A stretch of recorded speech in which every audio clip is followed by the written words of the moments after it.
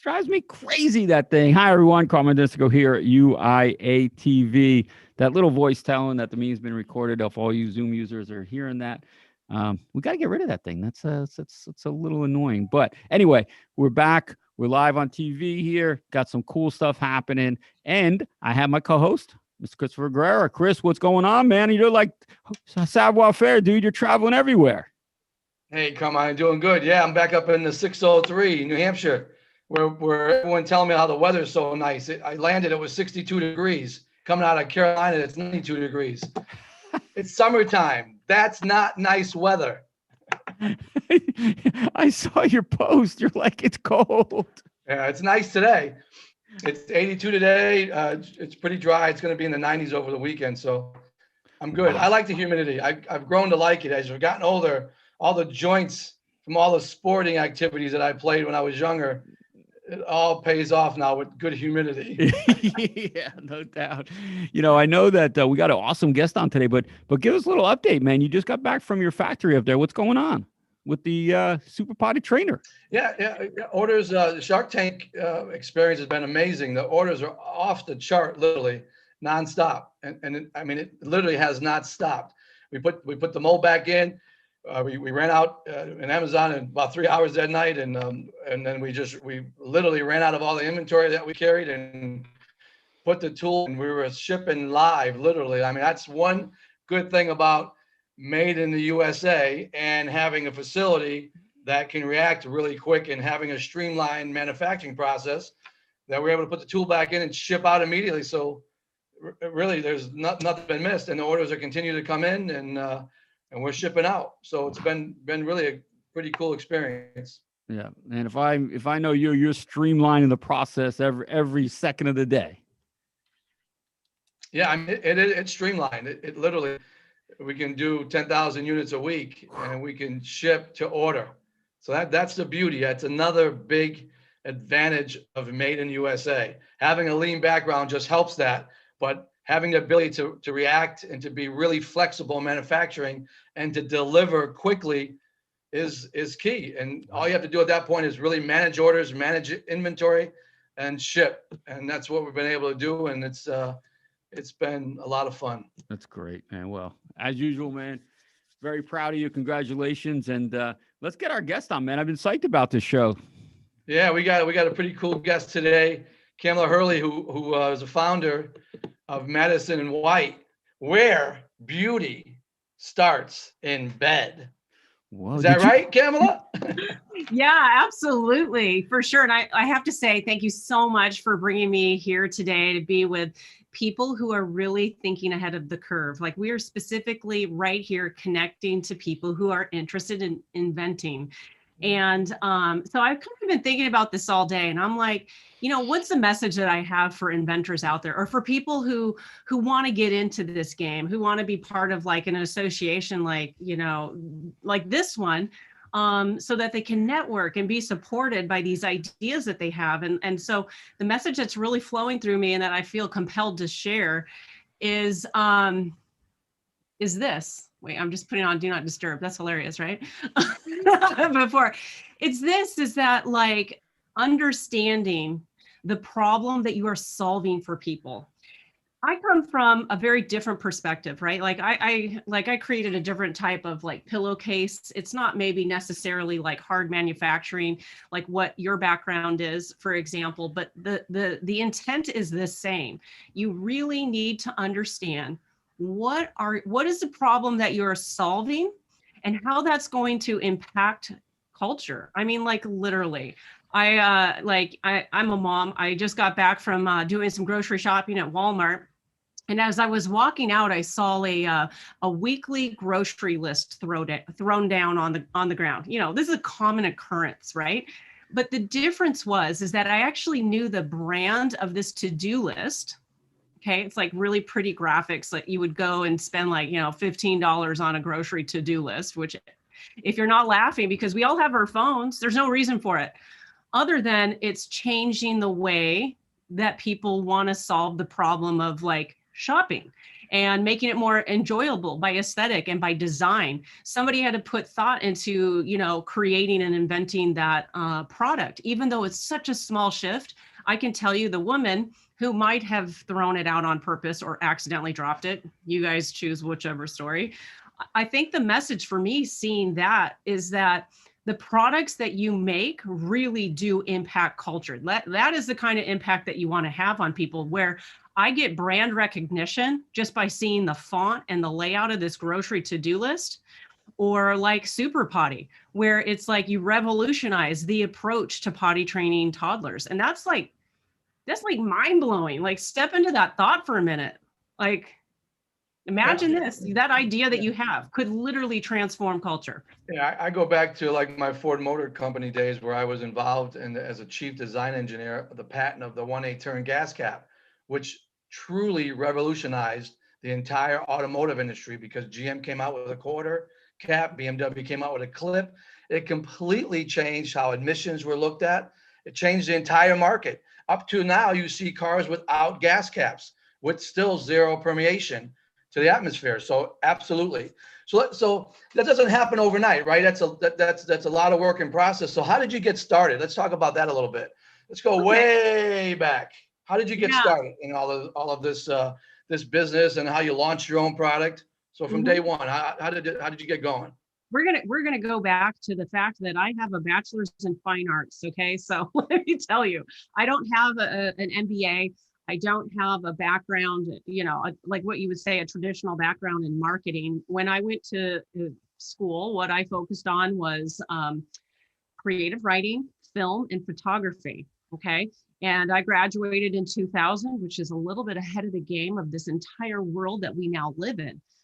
Fast forward to here, 2021, all of those skill sets they make sense. And so when I had my first child, I was like, okay, I'm like hanging out, nursing, like, what am I going to do here? I took an online course through like Coursera.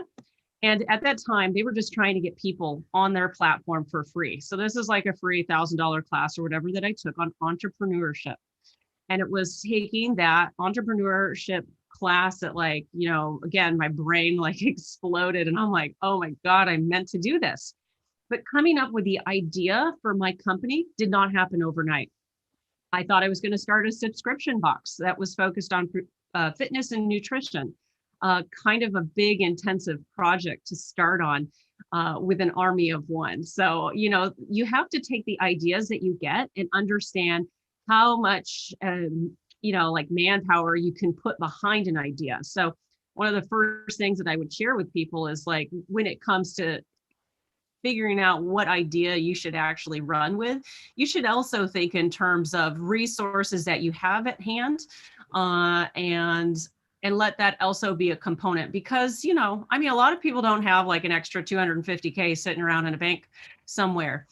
And so one of the strategies that I help people understand is, instead of thinking that you have to have a certain amount of money to start a business, like have in order to be, in order to do, and all that sort of stuff, I kind of flip that around to this concept of be, do, have. Okay. So like, understand that when you step into the idea of being an inventor and a founder and a business owner is the first attitude mind shift that you have to start when it comes to building a company. So then I decided to dye my hair myself, and it did a horrible job of it. And I had a problem. Just note there, I had a problem.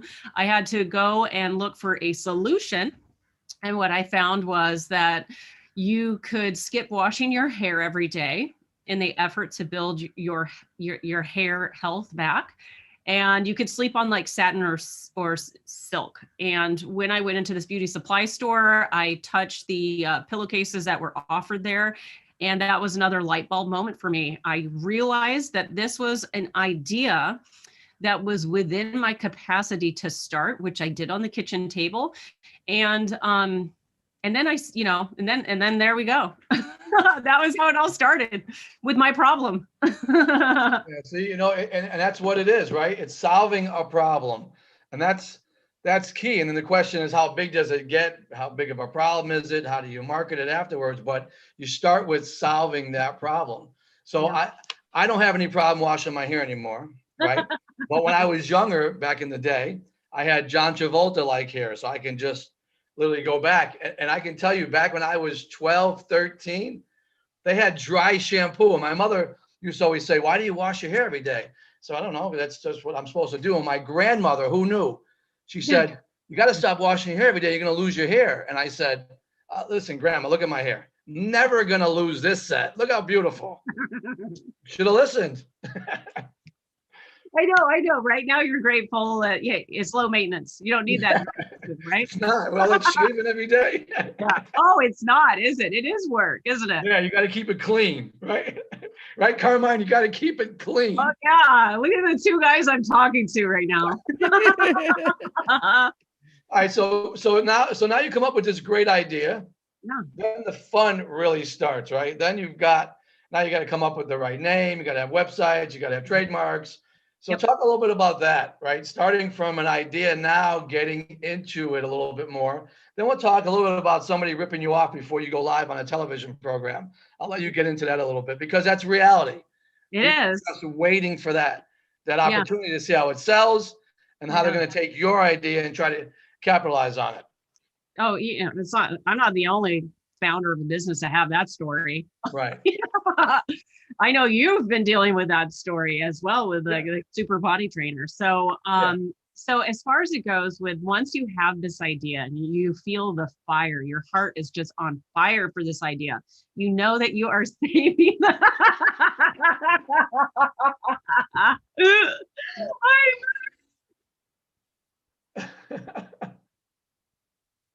You guys are the best. Okay. I look like Chris. That doesn't look like you. What are you talking about? Hey, let me send you my picture from the day. Yeah. I could dance like him too, just so you know. Oh yeah. Because I was always staying alive. You don't want me to, do you? We're gonna see at your wedding. We're gonna see. Yes, sir. Yeah, that's right. You better turn up. All right, we'll go ahead. After that interruption, back to our story. So I love that. So the thing is that you have the idea. The next step that should be the first move that you get once you come up with the idea is proof of concept. It's important for you to figure out through friends and family if this idea will actually solve problems. And that's exactly what I did. I let me tell you, you can shred up the dance floor. I can throw down a really awesome pillowcase. Okay. I know how to sew. I know a pillowcase is not sewing a dress, but I'm still proud. Kamela, did you do that? Did you find yourself making other stuff at first by yourself, testing it? Yeah. Made my own samples. I was looking for, I did silk pillowcases for a while. I tried different weights of satin, different blends. And then it was finally through trial and error that I stumbled across what felt luxurious for Madison and White. That wasn't silk because, I have this mom mindset. I don't want to be hand washing silk pillowcases. I mean, I want that lifestyle. Don't get me wrong. I just don't have time to sit and hand wash pillowcases. I mean, that's just not my idea of fun. So I wanted something that felt like silk. And so imagine a satin pillowcase that feels like silk. That's basically what a Madison and White pillowcase feels like. And it was through the refinement of that process of understanding the textiles.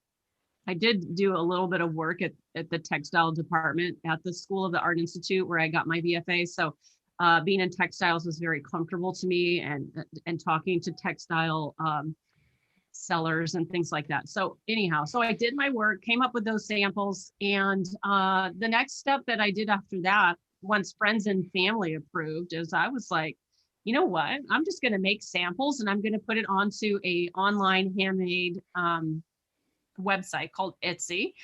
And literally a week later, I had the producer of the Marilyn Denis show, which is very similar. It's in Canada. Even though I was born and raised in California, I did end up marrying and divorcing a Canadian. So here I am, which is great.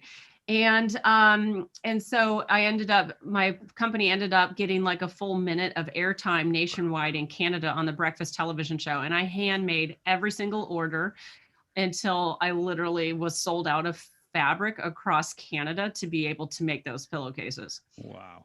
I don't recommend anybody doing that. It's funny when you think about Damon, right? Damon John did something similar to that too, right? His FUBU brand, and doing it out of the house and learning how to sew. I guess you always learn things out of necessity, right?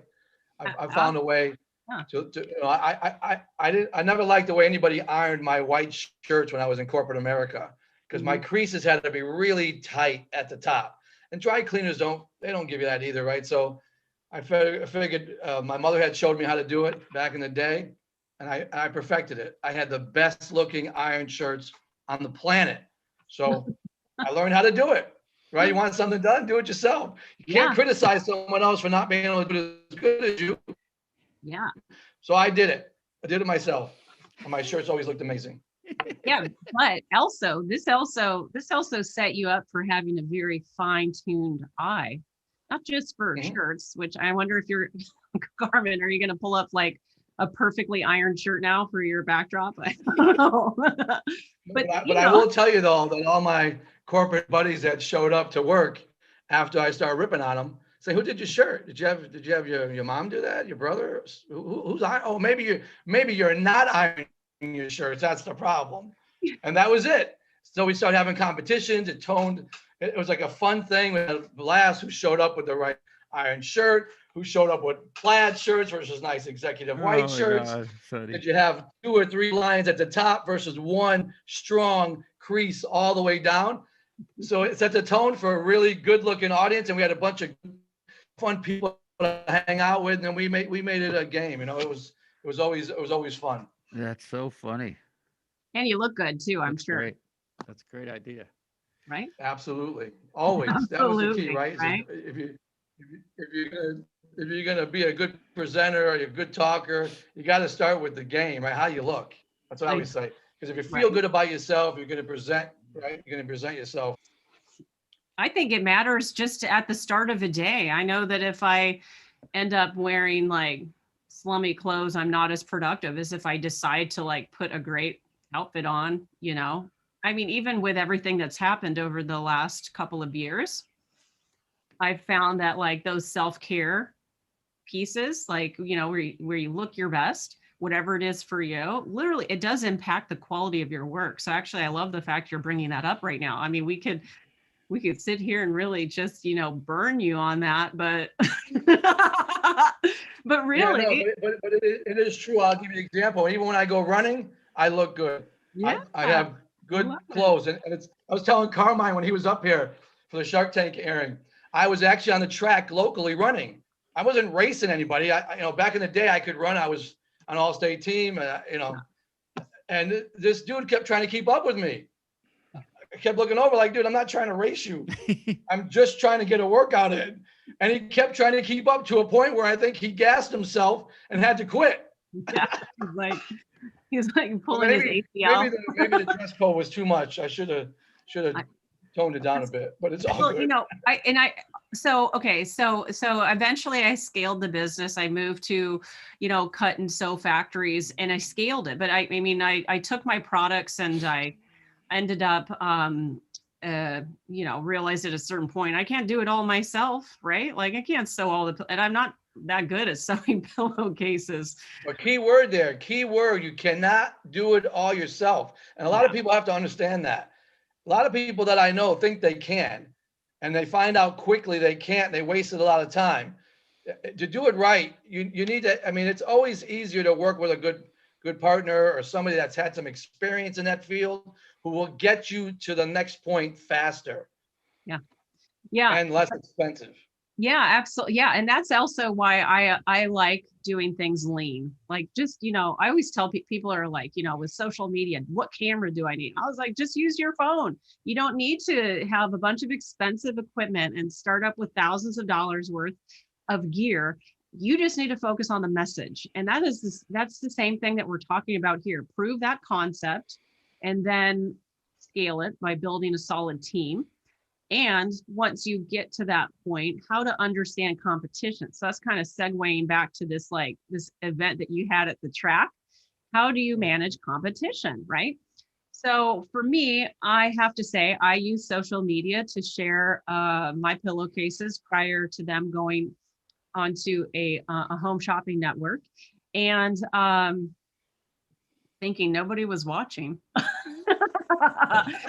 And Everybody's always everybody's watching. always, yeah. Don't be scared. Yes, people will watch you. That's something else to navigate as an inventor. Not everybody's for you. Figure out who's for you. Keep them close. Those people that are just give like passive aggressive negative feedback on your ideas, if it's not constructive criticism that actually helps you in the process, man, say no. Just say like, you know, I'm busy today. Like for the rest of my life. Yep. That's another type of team you have to build. And so here I had literally thousands of pillowcases ready to go for a home shopping network until my competition stole the product idea, the name of the product, and even the content within it, like selling a double set of pillowcases. I was the only one doing that in the marketplace at the time. And they grandfathered that name in. And so that meant I had two options at that point. I could waste thousands of dollars with my trademarks lawyer, taking them to court, or I could be creative and find a better solution. And that's what I did. I had to unfortunately delay, had to have, because the way that my pillowcases are, it's actually a sewn like a pack bag. It's not in a retail box. I did that because it's easier to ship for Amazon or just in general, because nobody likes getting a crunched box. And it's so easy for pillowcases in a box to get crunched. So I switched to a pack bag that's also reusable. And I had to have like just thousands of labels taken off the product, and then thousands of new fabric labels made and sewn back on. That process took an additional 6 months. Wow. Crazy, right? So what was your first reaction when you found that out? I was like, what? I was like, is this my, I actually, you know, what's funny? I ended up at like a Marshall's or something, and I found that very product on the shelf. I bought it for $10 just so that I could keep it as a memento, just to remember. So I have it sitting over here in my office so that I can look at it and remember that competition is a natural element of the marketplace. If I wasn't for competition, then I would probably be living in a different country. And so another mindset piece that helps you as an inventor and as like an owner of a business is, instead of like, I mean, yeah, I cried. I'm not going to lie to you guys. You know, I had that moment, and then it was like, all right, I got a problem. I got to solve it. I am going to dig in and I'm going to manage this. And that's what you have to do. Sometimes, you know, sometimes you're angry and you just like go for the solution.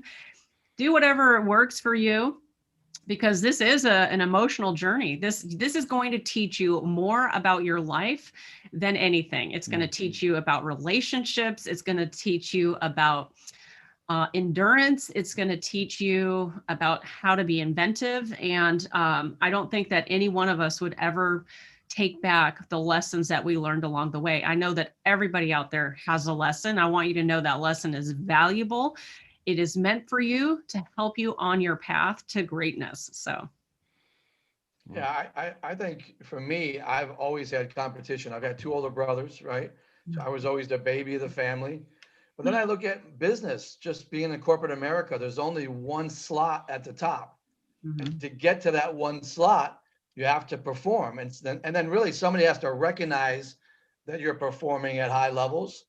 So for me, I always welcome the competition. I would always, you know, say, even on sports, like I know what I'm good at and I know what I'm not good at. Somebody may think they're good at something when they're really not good at it. So always just be careful when you're comparing apples and apples, because you may not really be an apple. You may be something else that you're comparing it to. Then you go play a game of like basketball one-on-one and get smoked.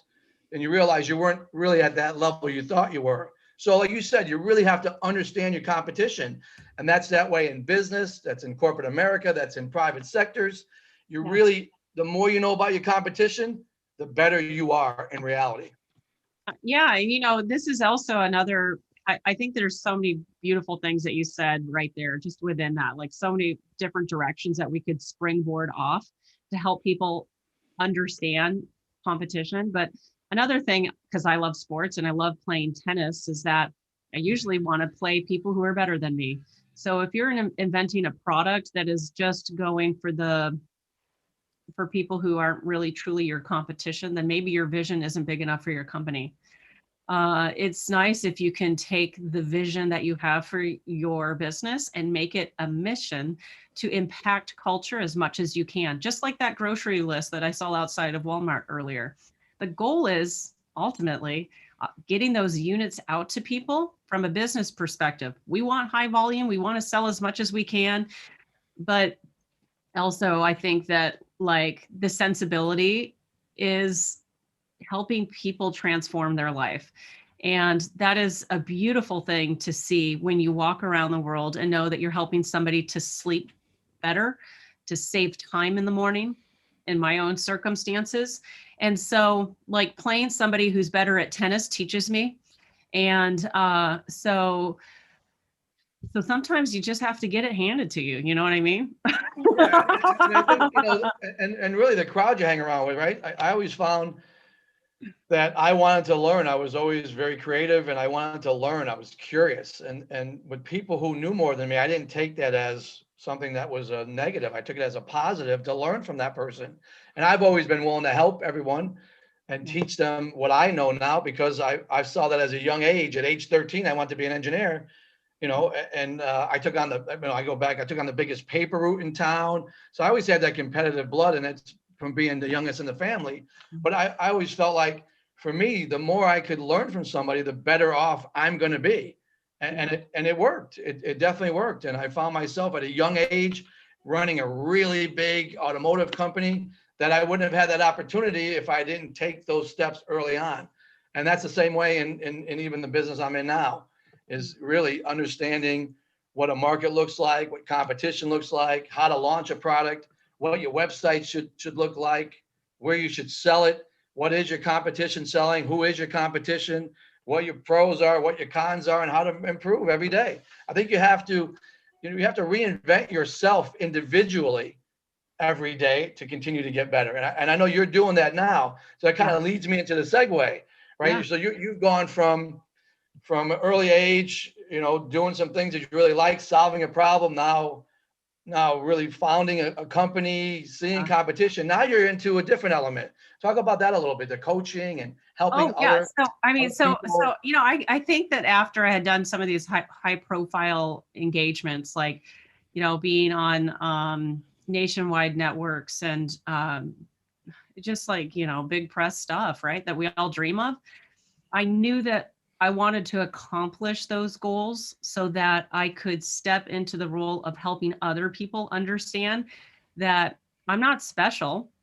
I'm just somebody that had the dream, and I dove in and I believed in myself. And I think a lot of people need that when they're in the early stages, because everything that you just described just a few moments ago is really like, it is the soulful journey of an entrepreneur or of an inventor. It is moving your way from the origins of your company launch to scaling it, to understanding the ways that you can give back. Like, Chris, you're all over that. Like, yeah. And we have a question? Yeah, Carmine, you got some questions you want to ask? But I think, coaching people is a little bit different. You have to be open-minded, right? The person has to be open-minded and has to be willing to let themselves get coached. You can't know everything and be everything to everybody, right? That's the first step. Yeah. And if somebody is going to truly coach you and mentor you, you have to start with, it's a running joke. You have 2 ears and 1 mouth for a reason, right? So you can listen more than talk. And there's a time to talk and a time to listen. And it's really important, I think, early on, if you really want somebody to mentor you, you have to spend more time listening and really understanding the message. So I know you've gone a lot of different directions, but you definitely, I see you now doing a lot of that type of training, and not just with products, but in life general, right? Yeah, I yeah. think you found another niche that you really like. Yeah, well, and it's interesting going from, having started with a product-based business and now having a service-based business. Essentially, it is the same for both. In my case, like I look at what's the pain point that people are having. This is true if you have a product-based business or a service-based business, or even if you're a content creator, there is a pain point, and you look at the pain that people are experiencing and you help them find a way to transform it. So I prefer working with people who are coaches, content creators, or entrepreneurs that are ready for the transformation, because that journey that you can go on, it can be a very lonely road. But if you have a coach that helps to see the gifts that you have to be able to do your work, to create that business, I mean, it's beautiful to watch the transformation that people go through, and it is just so deeply rewarding. I just feel so grateful that I'm experiencing. I mean, it's just like, with everything that happened, I was like, I'm going off the rails. I love coaching people, and I'm good with it. Yeah. Some people say, well, coaching is expensive, and I say it's all relative. You can spend money incorrectly on doing it wrong and finding out later that if you had done it right, you would have saved, just a fortune in reality, whether you've gone to the wrong manufacturing site, the wrong development group, you didn't understand how to do it, you tried to do it yourself, you tried to search stuff and got burnt.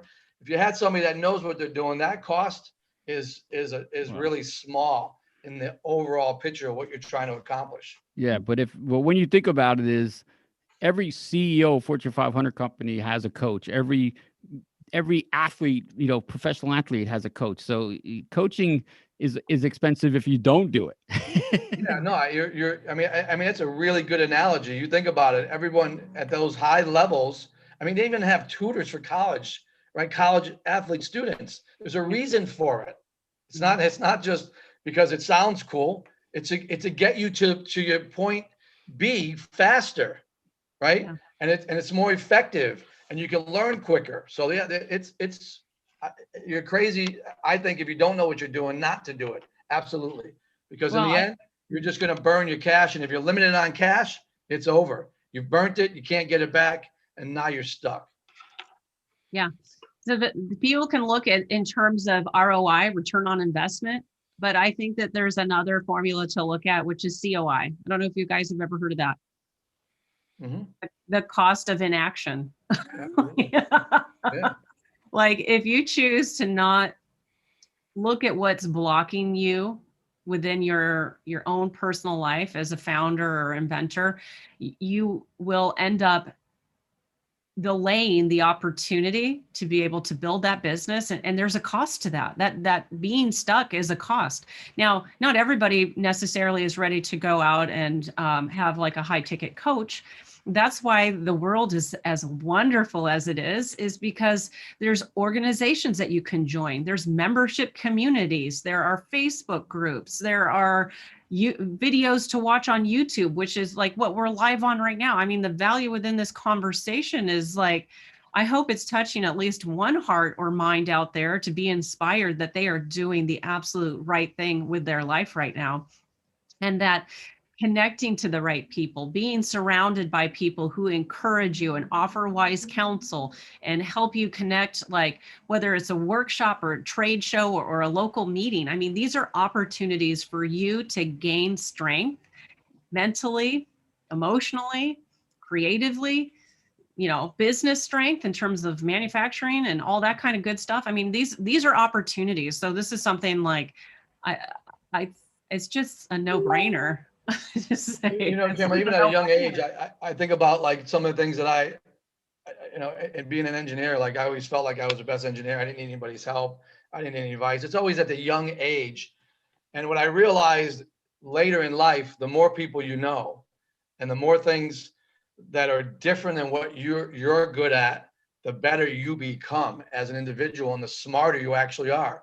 Because now you've surrounded yourself in a great network. Like my network is high profile, high level of trust, quality people, you know, people that add value. I don't need to pay people to help, right? I mean, and then you get into, when you start spending time, people's time, then I don't want anybody to do anything for me for free. That's how I look at it, because your time is just as costly as anybody else's time. And that's equally as important to respect that person's time. But I found the better my network became, the stronger engineer I became. And that you learn that pretty quick in life. No matter how good you are at something, you're not good at everything. So stop kidding yourself and thinking you are, because you're not. That's a fact. And I know what I'm really good at. I know on things that I don't like, and I'm sure you do. So the value of having those people in your network is that much better, and you can get things done faster, quicker, shortcuts that lead you to the end result, less expensive, not blowing cash, right? I'm a big guy on labor. You talk about lean. Like once you blow labor, it's over. Can't get it back. You've spent it. It's one thing to build maybe a little bit too much inventory that you can sell off, but things on non-value or labor that doesn't produce high quality value, you can never get back. It's over. So I think those are true life lessons, and I'm happy I learned those at a young age. Yeah. I mean, there's so many. There's always so many more lessons to be had too. No, absolutely, 100%. So there's some questions coming in on things like, how did you find manufacturing and factories? Did you go out and try them? Did you vet them out? This is the thing too. I'm going to share with people. Social media is your friend, not just because you guys are hanging out on YouTube with us right now. But I started with zero network. I was a stay-at-home mom. I was literally nursing and like trying to put together a business because I just was inspired. And it is through social media that I have met so many amazing people. So I connected to a sourcing agent that is based in North Carolina to help me understand manufacturing in the States. And so, and how that happened, just random, LinkedIn. Wow. Actually, that's how you and I met, social media, honestly, right? That's great. Oh, right. I'm just saying, like your internet friends, your social network, it is real, people. It is not just like a place to post hilarious pictures of your dog, which trust me, I love dog content. Okay. But or posting pictures of you running with the sun out and it's 62 degrees out, right? Yeah, exactly. Yeah. No, I mean, I do. I love all that content because I'm like, I need to go for a run myself today. But like the people that you start to, have those direct messages with, or you have a private message with, and literally you'll start to attract the right people to help you understand manufacturing. I mean, look, if you're watching this right now, I already know you're one step ahead of the game that is happening all around you. So tap into that. Don't be scared. Like, I mean, don't be scared. Like, get somebody's information, figure out where they're at, where they like to live on social media, send a DM. That's it. It's simple. It doesn't have to be hard. And then from there, you just, you network and people talk. People like to talk. There's some other questions here about like quality. Have you ever overcome any issues with quality? I can assure you that quality is an element of process. This is what I do, right? I'm an engineer and I'm now an expert in manufacturing, amongst other things, but I truly am. I've lived it for a long time. I have a master's in Lean Six Sigma, so I understand how to control processes, and quality is an end result of good processes. If you don't have them in place, you don't have quality checks, you don't really have a plan, you will end up with somewhere in your life bad quality products. So I always say that starts early on, right? There's another question about how to keep R&D costs down. Well, R&D costs, again, proving a concept out and really managing it is how you keep it down. But really in the end, it's also giving you the end result on quality. I can tell you how many times people think they have the right quality and you're shipping something from overseas. It doesn't get here for 4 or 5 months. It's a mess because quality has two options. You scrap it, which you lose all your cash, or you rework it, which you add more cash. So in the end, it's really important to manage it and properly control the process. So finding a good supplier like you did. So I'm sure you've had some issues, right, early on with quality and how did you control? How did you overcome it? Well, I just hired a third-party company to monitor this whole thing. I mean, not everybody always has that option to be able to just hire a third-party, company that actually is on the line watching everything be made. But that's what I did. So I guess I cheated. No? How about you're selling outlets? Awesome. People are asking what's better, Amazon, retail. I think you gotta have a little bit of both. I certainly think Amazon, everyone goes there first, checks reviews, right? Looks at it. But it's good to have it in retail because they work hand in hand. So, and retail is not an easy task. No. We talked about that in separate educational webinars, but it's not. But in your case, where are you selling it? What channels are you selling? So through this wonderful switch of the world, I have focused, I've turned the focus to just being the origins of this company, which is a DTC, direct to consumer. And so I'm leveraging like platforms like TikTok to drive traffic to my website, blog posts, Pinterest, Instagram, everything that you would expect for me to say to warm up an audience. I also make sure that throughout this process, I develop myself as a personal brand for Madison and White, like the face of the company. I have no problems, as you can tell, jumping on a camera and chit-chatting with people. Hey, so that's what I do. And the other thing too, is just going back to that research and development phase is, find a way to make that sample yourself. Like, if you're just walking back to that proof of concept, if you can find like a local welder, or somebody who, could make the sample for you, and then you can test that product to friends and family, you're going to save yourself, just tons of money. There are certain manufacturers out there who will offer, free samples depending on what your product is. If you're getting into molds and all that sort of stuff, it's a different world. But really pay attention to the feeling that you're getting from somebody. Your gut, your intuition is going to tell you 1,000 times like more information than just always searching the internet and just using your intellect to figure stuff out. So there's a certain instinctual side to understanding how to manufacture your products and to figure out if a response from somebody is authentic or if they're just saying that to make you feel good. You have to learn to decipher that. These are ways to keep that research and development low. So those are just a couple I think also, Kamela, you have to be open-minded, right? I know when I design products or even launch new products, you have a lot of experts involved. If you're talking about injection molding, you've got folks that really understand tooling, understand mold flow, understand plastics, right? And it's important to make sure that you design it correctly so that it is manufacturable and your end result is a good quality product every single time. So your vision on what you think the product should look like and may look like could vary and could be very different at the end, but you'll have a robust, repeatable product that you can mold every single time. And in the end, know that your quality levels will be world-class. Yeah, and I'm sure as you go through the process of every time you manufacture, you find ways to lower the cost, Yeah, absolutely. Building relationships is one way, right? So, be kind to people.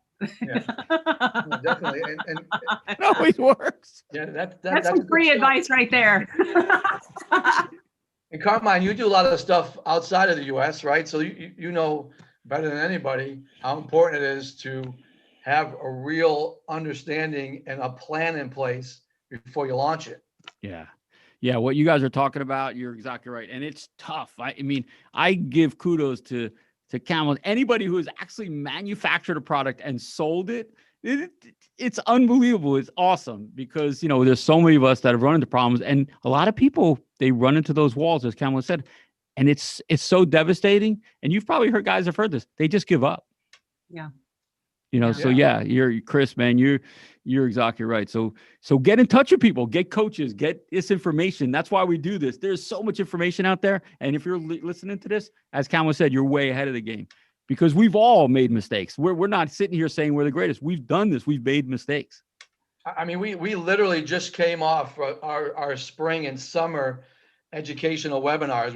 We've had Shark Tank people on, we've had design folks on, marketing folks, right? We've had inventors, entrepreneurs. I mean, and this is all up on the website, right? The UIAUSA.org website for everybody to watch. You don't have to watch the whole clips, but you'll find that there's bits and pieces that anybody and everyone can take from it that could help out their own personal situation. Yeah, definitely 100%. So Kamela, what's the future look like for you? What do you see yourself headed? Not only with your product line, but you personally as someone who's an influencer and a coach now. So, I mean, for myself, my interest as a coach is to get into digital courses so that lowers the price point. So it's more accessible to people. Continuing to do one-on-one coaching. And then with Madison and White, my vision is to expand the product line. Although sometimes I think maybe I'll just keep nice and cozy where I am. I'll be honest with you. Yeah. Yeah. Expansion, if you're not ready, can cause a whole nother set of elements. Yeah. I'm part of my own business groups. And I listened to the sad story of a successful business that decided to expand. And sometimes the expansion is not it put them back basically to ground zero. It's just, there's some really great, TV shows out there that are based on business. What's his name? Marcus? Do you guys know what's his name? Oh yeah. Lemoyne. Yeah, that's right. Okay. Very good. Thank you so much. He had not for nothing, but that's what, before I really got into private sectors of inventing and launching products, that's what I used to do.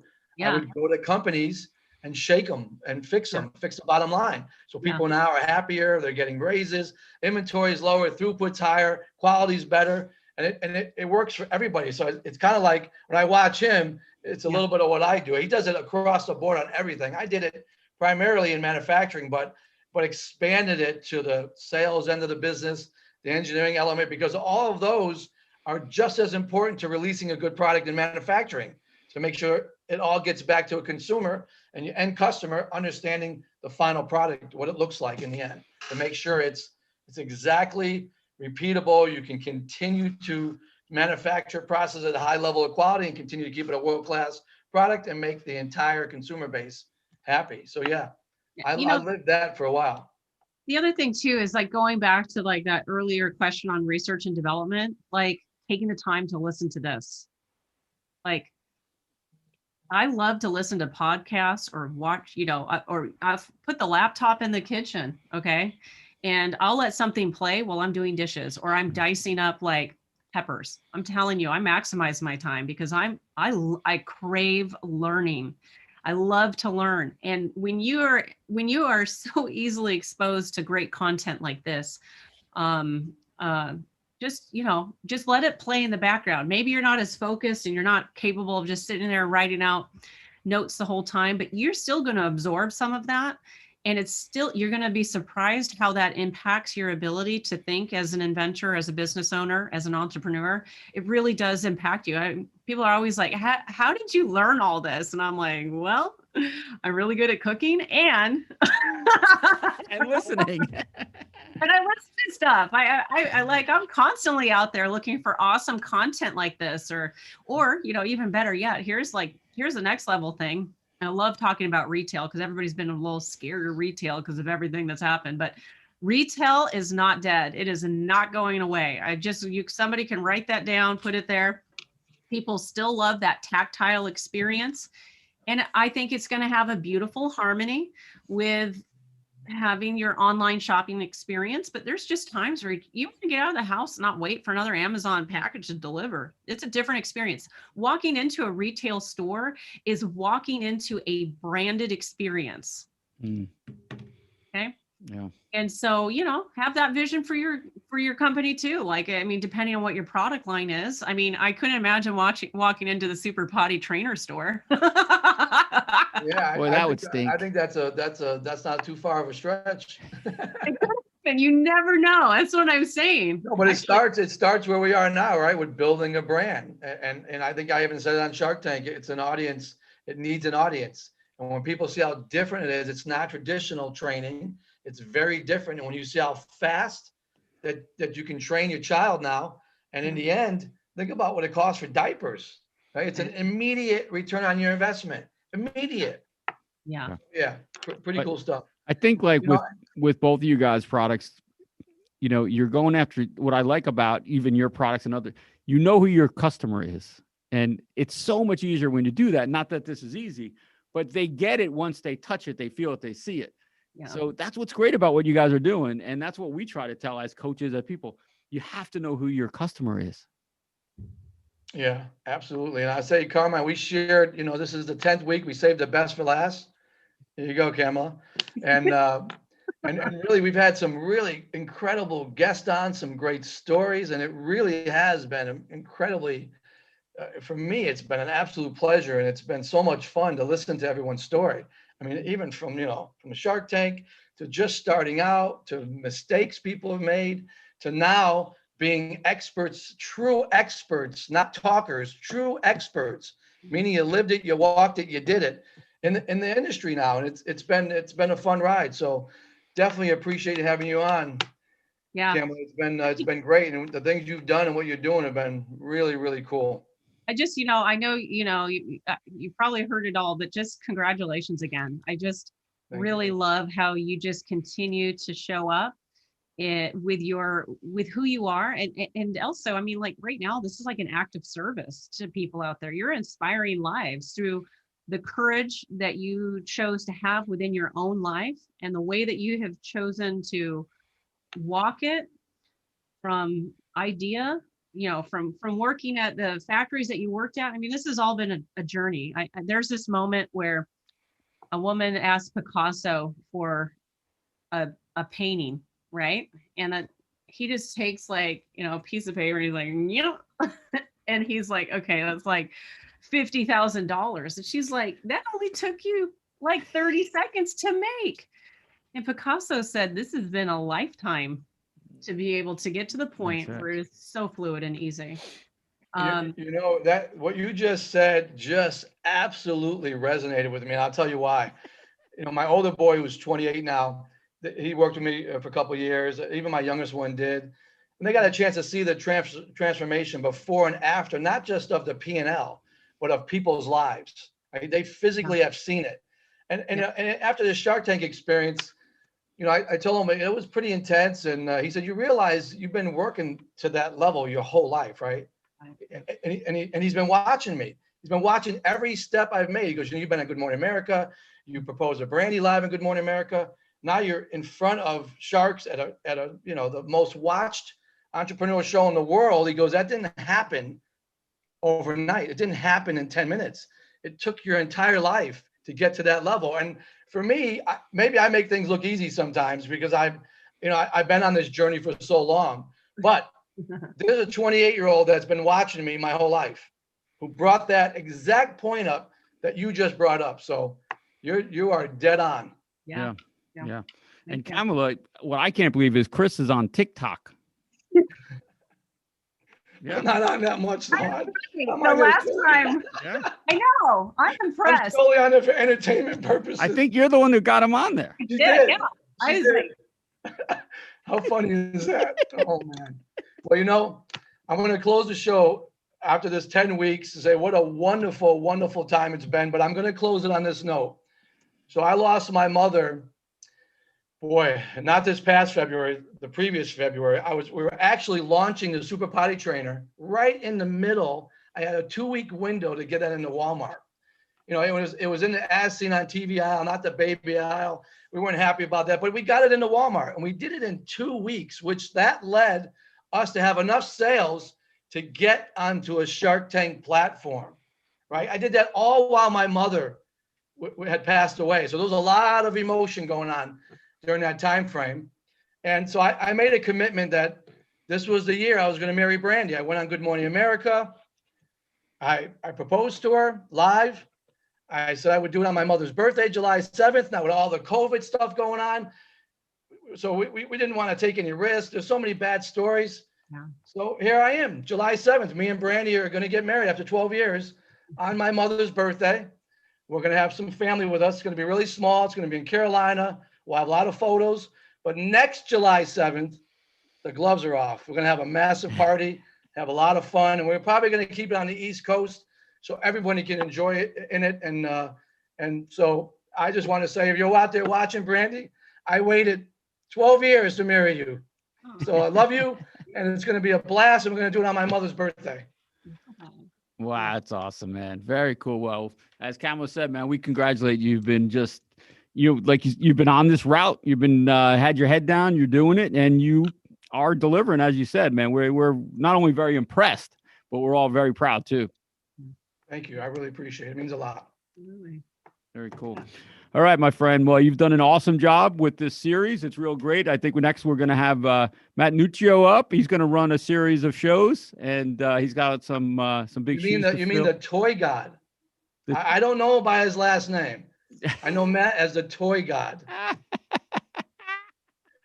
Well, Matt, the toy god, will be on, and I know he's got some great shows planned. He's got some big shoes to fill, and we will catch all of you listeners next time on UIA TV. We thank you for listening, and we will catch